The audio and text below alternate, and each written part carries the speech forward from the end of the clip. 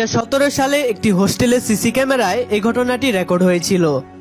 এখানকার কিছু ছাত্র কয়েকদিন যাবৎ বিভিন্ন অস্বাভাবিক কর্মকাণ্ড অনুভব করছিল। তাই ছাত্ররা মিলে তাদের রুমে একটি সিসি ক্যামেরা বসায়। আর ক্যামেরায় যা রেকর্ড হয় তা দেখে পুরো কলেজ কর্তৃপক্ষ হতভম্ব হয়ে যায়। তাহলে দেখুন আপনারা।